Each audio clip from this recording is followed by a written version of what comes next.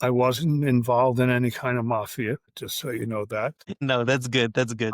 I went to school. Well, I grew up in a neighborhood that was predominantly Irish Italian. I was one of 5 children. We lived in a two-family home that we rented the second floor. I was literally 20 feet from the L where the trains went. So in my living room where my brother and I slept on a pull-out couch, you could actually see the trains go past our window and the light from the train come into our window. It was a very patriotic neighborhood. And so I went to school locally there, and then I went to high school in Brooklyn for 2 years, and then that high school moved to Queens, and so I finished my last 2 years in Queens.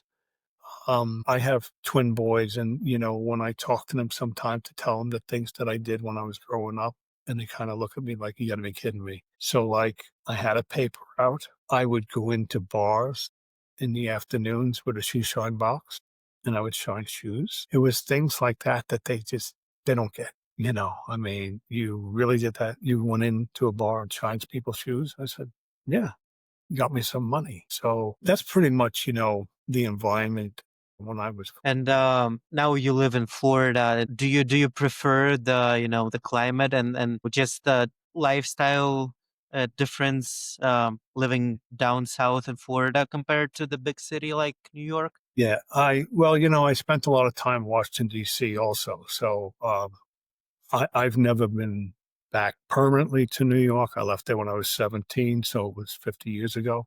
When I was retiring from the military, my family up in New York had asked me, "Are you gonna come back here?" And I said, "I really don't have any desire to come back there."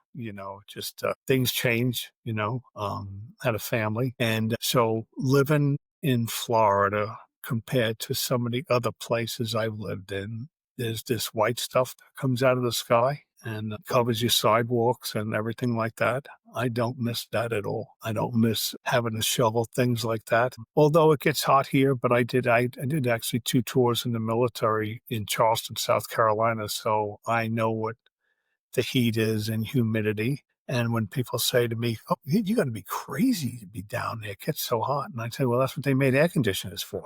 So I just stay indoors or go to the pool.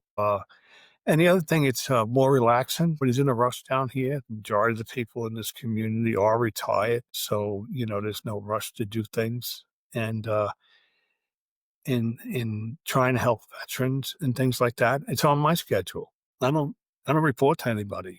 If I want to set up a Zoom call, if somebody reaches out to me and says, "Hey, I'd like to get you brief." Okay, I like to do them around 7 o'clock in the evening. Takes about an hour. I'm normally flexible with them, but it's on my schedule that I do those things. So yeah, I enjoy the life here.